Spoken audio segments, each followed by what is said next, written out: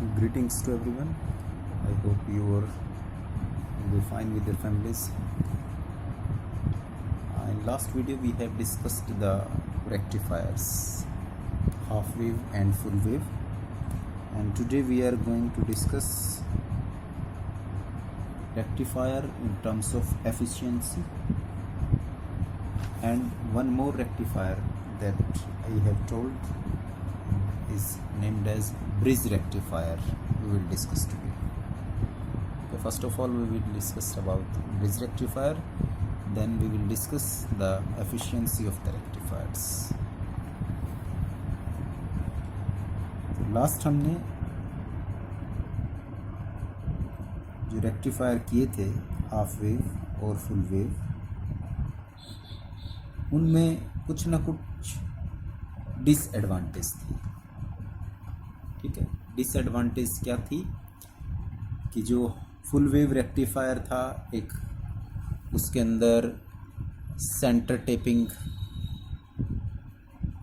Difficult होता है. दूसरा, उसमें पीक इनवर्स वोल्टेज की वैल्यू भी डबल हो जाती है, मतलब एक पर, तो डैमेज होने का डर ज़्यादा रहता है. ठीक है, तो वो जो कमियां फुल वेव रेक्टिफायर में रह गई थी उसको हम ब्रिज वेव रेक्टिफायर के अंदर डिस्कस करेंगे. अगर एग्ज़ाम में ब्रिज वेव पूछा जाता है then you have to be do this. ठीक है, अदरवाइज़ अगर फुल वेव की बात करें तो आप ब्रिज को करें या फुल वेव सिंपल करें, वो आपकी चॉइस है. तो जो ब्रिज रेक्टिफायर है, it is again just like a transformer coil, primary and secondary that we have, and there is a induction between them. Okay, this is the primary coil on which input signal is to be applied. Input signal means AC. ठीक है, VI आप कह सकते हैं, ये input में apply कर रहे हैं हम इसको. और this is our secondary coil.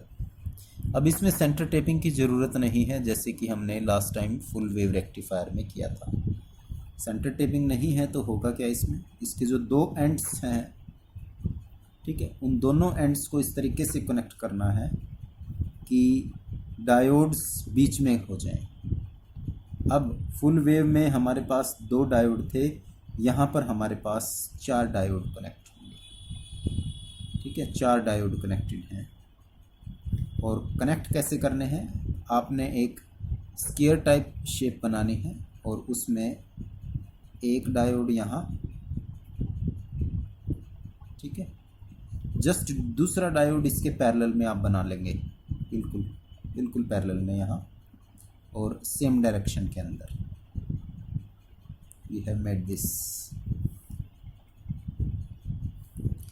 Third diode इस डायरेक्शन में बना लिया हमने. ठीक है, और फोर्थ भी बिल्कुल इसके पैरेलल बनाना है. हमने ये 4 डायोड यहाँ पर बना लिए. एक पॉइंट ये हो गया हमारा इनपुट के लिए, एक पॉइंट ये हो गया. ठीक है, अब 4 डायोड हैं और हमने सेंटर टेपिंग नहीं की है. यहाँ पर चारों पर इक्वली जो है वो वोल्टेज जाएगी. अब रही बात लोड रेजिस्टेंस की, जो फुल वेव रेक्टिफायर था उसमें हमने यहाँ पर लोड रेजिस्टेंस को अप्लाई किया था सेंटर टेपिंग पर, लेकिन यहाँ हम जो रिमेनिंग पॉइंट्स बच गए हैं हमारे, उन पर लोड को अप्लाई करेंगे. एक यहाँ से एंड और एक ये end, and here we applied the load resistance RL across which we will get the output V output voltage यहाँ हमें मिलेगा.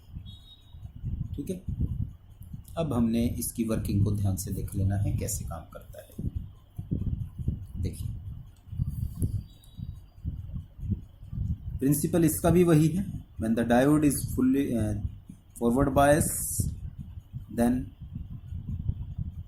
current passing through it. When the diode is reverse bias, then no current passing through it. This is the input signal.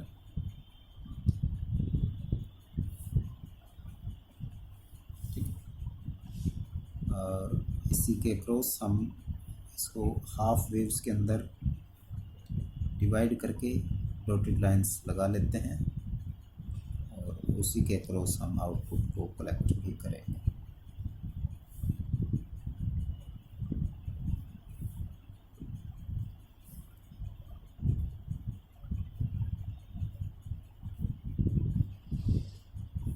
देखो principal same है, इसको भी paragraph की बजाय headings में लिखना है। When diode is forward bias then current passing through it,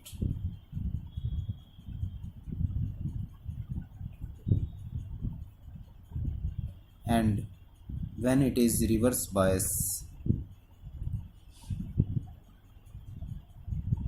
biased no current is there, no current passing through it,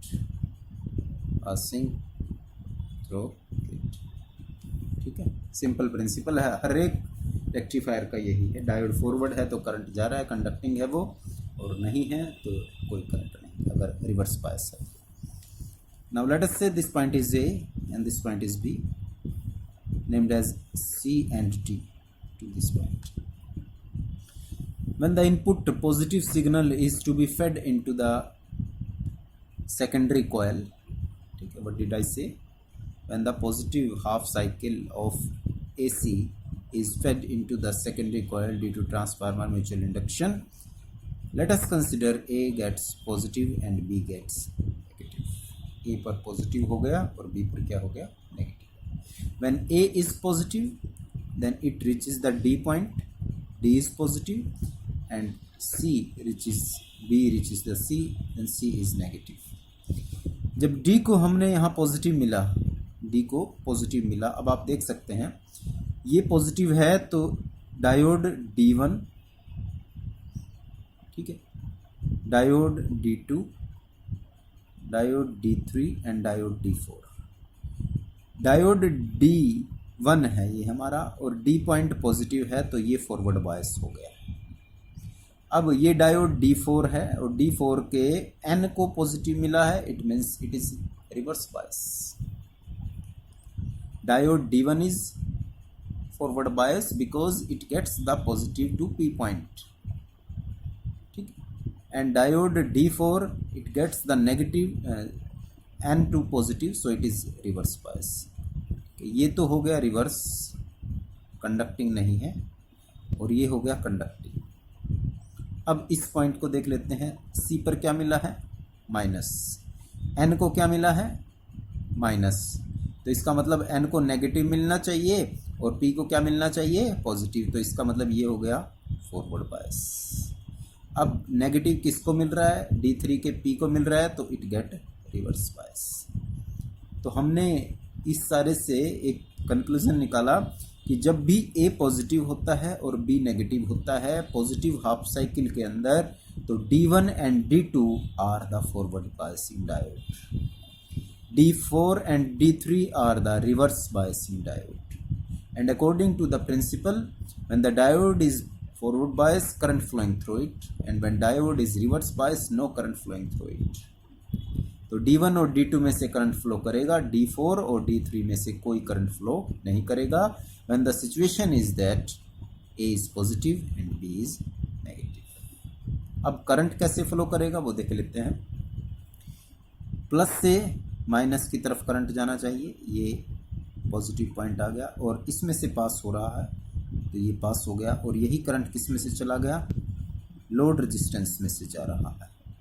तो जब लोड रेजिस्टेंस में से जब करंट जाएगा तो वही करंट हमें आउटपुट में मिल जाएगा। Now you can see that अब ये किस में से पास हो गया, D2 में से पास हो रहा और नेगेटिव पर जाकर के खत्म, प्लस और ये minus. This is the arrow direction indicating the flow of current through the D2 and D1। और जब D1 और D2 में से करंट पास हो रहा है, now you can see that the current is also passing through the load resistance and we get the output D1 and D2 का current यहाँ दिखा दिया। जब पॉजिटिव साइकिल दी तो ये हमें आउटपुट में यही चीज़ दिखा देंगे, जो करंट इसको मिल रहा है वही चीज़ हमें आउटपुट में मिल चुकी है। ठीक है, अब क्योंकि D3 और D4 रिवर्स बायस हैं तो यहाँ D3 एंड D4 के अंदर कोई करंट नहीं, it means zero current is there. Now let us consider for the next half cycle.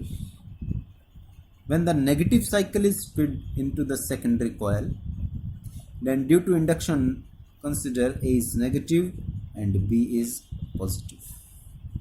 अब A नेगेटिव हो गया है और B क्या हो गया है, पॉजिटिव। अब A नेगेटिव तो D पॉइंट पर नेगेटिव चला गया और C पॉइंट पर क्या चला गया, पॉजिटिव चला गया है। जैसे ही D को नेगेटिव मिला तो डायोड D1 का P नेगेटिव से कनेक्ट है, तो diode D1 will get reverse bias, काम नहीं करेगा अभी। और now you can see that minus is connected to N और माइनस N से ही कनेक्ट होना चाहिए, इसलिए diode D4 will be conducting stage. अब डायोड D4 कंडक्टिंग स्टेट में आ गया, D1 किस में आ गया, नॉन कंडक्टिंग स्टेट में आ गया। अब पॉजिटिव को देख लेते हैं, ये प्लस D3 के P को मिला तो it will in the forward biasing state, और माइनस N को मिल रहा है प्लस, तो it will again in the non conducting state. Now in this situation when A is negative, B is positive, diode D4 and D3 are forward biased.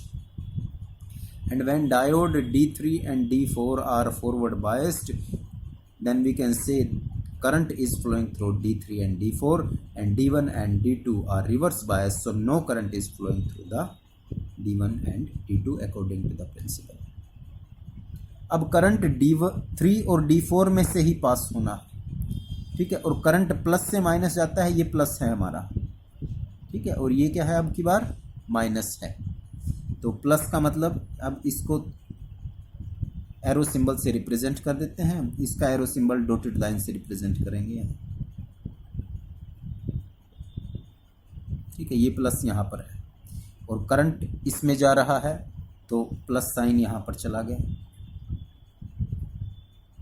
ठीक है। अब इसमें से गया करंट और फिर इसमें से गया करंट, फिर लोड रेजिस्टेंस में से गया करंट, लोड रेजिस्टेंस में होता हुआ कहाँ पर चला जाएगा, ये देखो, ये किस में चला गया, D4 में चला गया, यहाँ से D4 में चला गया और D4 से होता हुआ कहाँ जा रहा है, अब ये A की तरफ जा रहा है। Now again you can see that this dotted line representing the direction of current flowing through the D3 and D4। अब की बार डायरेक्शन करंट की क्या है, D3 से हो रहा है, लोड रेजिस्टेंस में गया, लोड रेजिस्टेंस से होता हुआ किस में जा रहा है, D4 में गया, D4 से होता हुआ नेगेटिव की तरफ आ गया, ये नेगेटिव है आपका। तो this is the direction of current, ठीक है। तो we can say in negative half cycle D1 and D2 showing no current, but D3 and D4 are forward biased, so we'll get the output across the load resistance. Again, when positive half cycle is fed, D1 and D2 is forward, D3 and D4 are reverse. Negative half cycle में D3 and D4 are forward, D1 and D2 are reverse, and the cycle will continue like this. And the final output, हमें हर बार positive half cycle में इसके cross मिल रही है, तो ये हमें single मिली। D3 और D4 नेगेटिव हाफ साइकिल में दे रहे हैं, तो again we have get positive में यहाँ पर, नेगेटिव में यहाँ, positive and negative. In again we can say that like a full wave rectifier, bridge rectifier also gives the output in positive as well as negative half cycle of the AC signals। और इसकी खास बात यह है कि इसके अंदर peak inverse voltage नहीं आती, किसी भी लोड रेजिस्टेंस पर पीक इनवर्स नहीं है। This is the advantage of this full wave bridge rectifier. दूसरी एडवांटेज इसकी ये है कि इसके अंदर हमें कोई सेंटर टेपिंग की ज़रूरत नहीं पड़ रही, क्योंकि यहाँ पर कोई सेंटर टेपिंग नहीं है। एक डी पॉइंट पर जा रहा है और दूसरा कहाँ पर जा रहा है, सी पॉइंट पर जा रहा है, और इन सी और डी पर जब ये दोनों जा रहे हैं तो ये इसकी एडवांटेजेस में आ जाता है। ठीक है, तो आप इसको यहाँ एडवांटेजेस में अगर लिखना चाहें तो लिख सकते हैं, no need for centre tapping, no need for centre tapping. ठीक है, बीच में कहीं से सेंटर टेपिंग की ज़रूरत नहीं, क्योंकि इसको ढूंढना बहुत मुश्किल होता था, इसीलिए इसमें ज़रूरत ही नहीं। और peak inverse voltage PIV is one half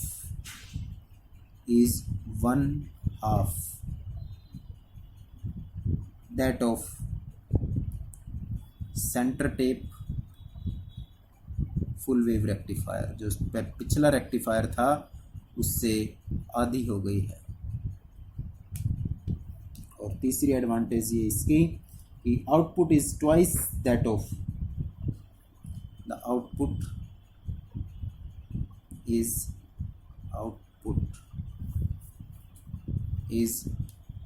twice as that of center tape full wave rectifier। ऐसा इसलिए क्योंकि उस केस में जो हम यहाँ पर सिग्नल दे रहे थे वो आधा आधा डिवाइड हो रहा था, आधा ऊपर जा रहा था सेंटर टेप से, आधा नीचे की तरफ जा रहा था, इसीलिए जो आउटपुट मिल रही थी वो हाफ में थी। लेकिन इसके अंदर जैसा हम इनपुट दे रहे हैं वही एज इट इज़ इंडक्शन की वजह से यहाँ पर जा रहा है और वही चीज़ डायोड पर जा रही है, तो इसमें जो आउटपुट मिलेगी वो ऑलमोस्ट डबल है centre tap full wave rectifier से।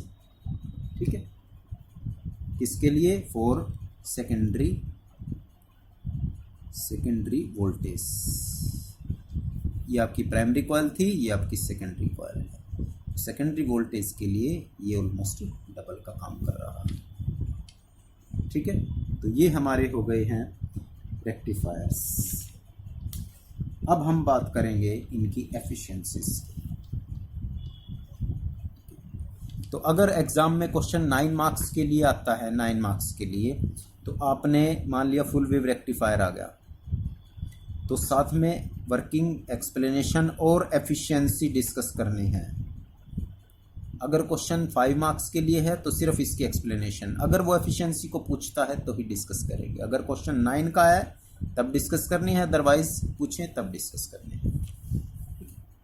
So let us start rectifier efficiency. Rectifier efficiency,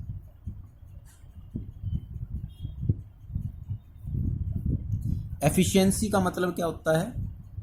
efficiency का मतलब होता है कि आउटपुट अपॉन में इनपुट, जो हम दे रहे हैं उसके बदले में क्या मिल रहा है, और उन दोनों का रेशियो एफिशिएंसी होता है। ठीक है, अगर आउटपुट ज़्यादा है और इनपुट कम है तो एफिशिएंसी बहुत बढ़िया है इसकी, लेकिन कभी भी एफिशिएंसी 1 से ज़्यादा नहीं होती है। अगर 1 से ज़्यादा हो गई तो मान लिया, कहने का मतलब हमने दिया 10 और मिला 20, ऐसा पॉसिबल हो सकता है? नहीं हो सकता। 10 देकर 10 तो मिल सकता है हमें, तो एफिशिएंसी 10/10 1 तो हो सकती है, लेकिन 1 से ज़्यादा नहीं हो सकती। तो अभी हम ये देखेंगे कि फुल वेव और हाफ वेव रेक्टिफायर में एफिशिएंसी किस तरीके से वेरी करती है। तो एक बार एफिशिएंसी की डेफिनेशन देख लेते हैं। इसको ईटस से डिनोट किया जाता है और ये हमारी होती है डीसी पावर, आउटपुट में मिलती है डीसी हमें, DC power delivered to load, यानी कि आउटपुट हो गई है एक तरीके से हमारी। ठीक है, और इनपुट में हम क्या देते हैं? AC, input AC power to secondary of transformer. ठीक है, ट्रांसफार्मर से जो हमें सेकेंडरी इनपुट में मिल रही है, तो कहने का मतलब आउटपुट अपॉन में input, that is known as efficiency. और इसको हम पावर की टर्म्स में ही रिप्रेजेंट करेंगे। पावर डीसी आउटपुट में होती है, डीसी हमें सिग्नल में मिलता है, पल्सेटिंग हो वो बात अलग है। और इनपुट में क्या देते हैं हम, पावर ऑफ एसी देते हैं। सो this is the formula for efficiency. ठीक है, अब एफिशिएंसी हाफ और फुल दोनों के लिए फाइंड आउट करते हैं। पहले हाफ वेव रेक्टिफायर के लिए efficiency for half wave rectifier. जैसे कि आप जानते हैं कि हाफ वेव में एक साइकिल में आउटपुट मिलता है, दूसरे में नहीं मिलता है। ठीक है, तो यहाँ हम कुछ टर्म्स को यूज़ करने वाले हैं जो आपने इससे पहले चैप्टर्स में स्टडी करी है। In half wave rectifier, in half wave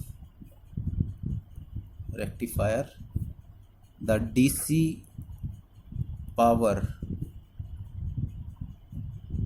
delivered to load का मतलब आउटपुट में जो DC पावर मिल रही है, RL is given by PDC output के लिए। और पावर का फॉर्मूला क्या होता है, P is equal to I square R. ठीक है, निकाल सकते हैं आप, इसको 9th से पढ़ते आ रहे हैं। ठीक है, बहुत सारे फॉर्मूले होते हैं हमारे पास पावर के, उनमें से एक फॉर्मूला है आई स्क्वेयर इंटू में आर, एक होता है P is equal to V into I. अब V की जगह आई आर पुट कर दो, यही आ गया फॉर्मूला। ठीक है, तो इसको हम लिख रहे हैं आई स्क्वेयर डी सी और इंटू में आर। ठीक है, अब ये जो आई डी सी है ये हम निकाल चुके हैं। कहाँ पर निकाल चुके हैं, जो एवरेज और मीन वैल्यू होती है, आई मीन या आई एवरेज वैल्यू, ये हमारे पास होती है 2I0 बाई पाई होती है। ठीक है, एवरेज या मीन वैल्यू 2I0 अपॉन में पाई, लेकिन हाफ वेव में आधी मिलती है हमें, इसीलिए हमने यहाँ से 2 को रिमूव कर दिया है। फॉर्मूला क्या बन गया, I0 divided by pi.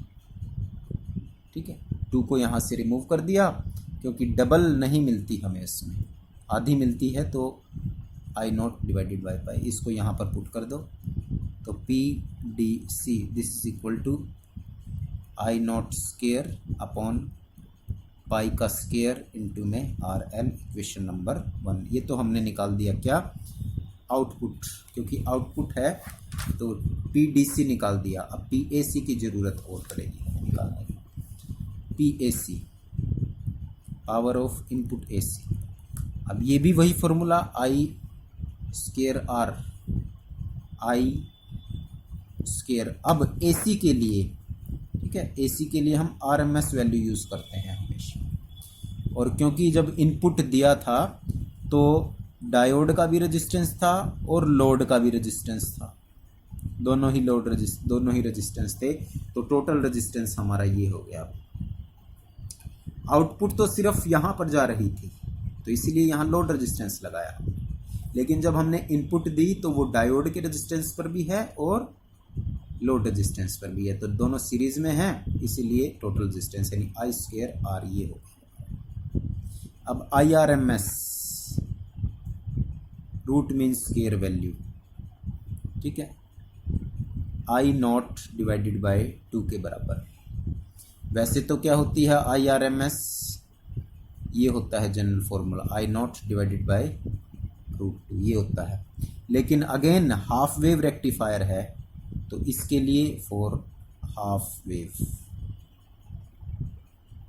Rectifier इसको हमने क्या करा, √2 से और डिवाइड कर दिया। हमने 2 से नहीं करा है, √2 से करा है, √2 से अब ये बन गई दिस वन। ठीक है, तो IRMS को इसमें चेंज कर देते हैं, तो P of AC becomes equal to I0 square by 4 and RD plus RL, ये आ गया। अब पावर ऑफ आउटपुट और इनपुट दोनों आ गई है, रेशो यानी एफिशिएंसी निकाल।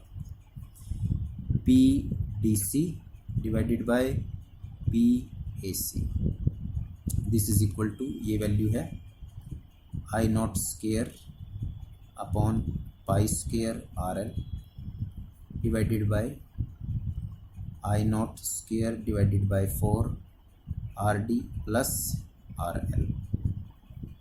ठीक है, आई नॉट स्केयर से आई नॉट स्केयर कैंसिल हो गया, अब पाई स्केयर नीचे आ गया, 4 ऊपर चला गया, 4 अपॉन में पाई स्केयर, और यहाँ पर है आर एल और यहाँ पर क्या है are D plus R L. और क्योंकि लोड रेजिस्टेंस कुछ भी हो सकता है आपका, फैन, एसी, टीवी जो भी हम चलाना चाहते हैं, और डायोड का रेजिस्टेंस उसके कंपैरिजन में काफ़ी कम, so R L is much greater than R D, so R L plus R D can be equal to R L. तो एफिशिएंसी कितनी आ गई, 4 upon pi square R L divided by R L, और ये भी cancel हो गया, efficiency आ गई 4 अपॉन पाई स्केयर। और इसको सॉल्व कर दो, तो जब इसको सॉल्व करेंगे तो वैल्यू आती है 0.406 और अप्रोक्सीमेट 40.6%। और मैंने आपको बताया भी था, जब भी हम हाफ वेव रेक्टिफायर को यूज़ कर रहे हैं तो उसमें जो उसकी एफिशिएंसी है, यानी कि output power upon input power, वो 50% से भी कम है, लेस देन 50%। और हमने यहाँ मैथमेटिकली वैल्यू इसकी निकाल दी, approximate 40.6%। So this is a very less value, so we can not use the half wave rectifier. ठीक है, चलिए अब नेक्स्ट वीडियो के अंदर हम फुल वेव रेक्टिफायर को इसके अंदर डिस्कस करेंगे, क्योंकि वीडियो थोड़ी सी लेंथी है, अपलोडिंग नहीं होगी फिर।